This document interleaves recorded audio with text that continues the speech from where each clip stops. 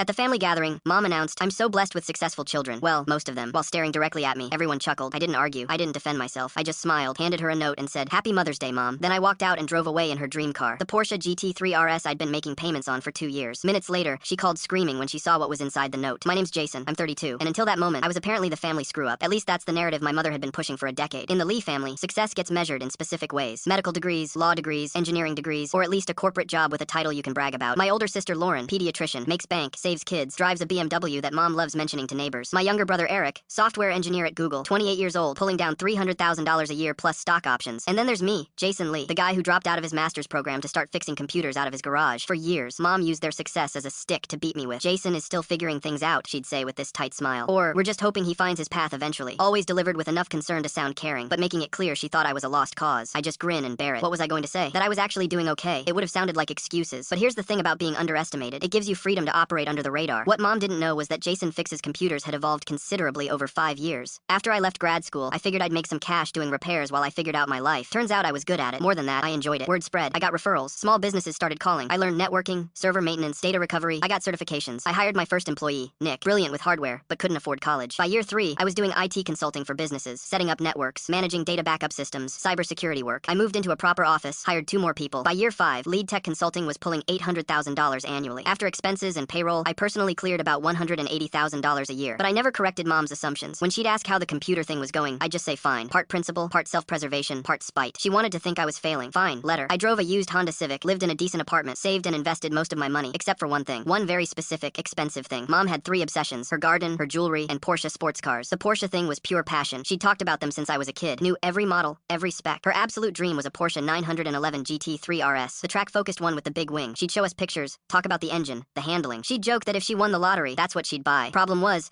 a GT3 RS costs about $200,000. The wait list can be years long, so it stayed a dream. 2.5 years ago, I was doing IT work for Alan, who owned a Porsche dealership. We talked about cars. I mentioned Mom's GT3 RS obsession. He laughed. "Those are impossible. I've got 50 people on the waiting list." Then he paused. "I've got a client who just backed out. His financial situation changed. If you're serious, I could work something out." I wasn't looking to spend $200,000 on anything, but something grabbed me. Maybe it was imagining Mom's face. I ran the numbers. With my income and savings, I could swing it with the right payment structure. So, I did it. Massive down payments, monthly payments that would have shocked anyone who thought I was barely scraping by. For 2 years, I kept it secret. Alan stored it at his dealership. I'd visit sometimes just to sit in it. Then came Mother's Day, that gathering where she dismissed me in front of everyone. The note was simple: "Check the driveway. Titles in your name. Paid in full. Happy Mother's Day, Jason." I walked out, got in that GT3 RS, and drove away. 10 minutes later, my phone exploded. Mom was crying. "Jason, is this real?" "Yeah, thought you deserved your dream car, Mom. From your failure son who plays with computers." Silence. "I've been so wrong about you. I need to apologize." "No rush, Mom." My siblings texted. "Dude, you've been secretly rich this whole time?" "Not rich, just done being underestimated."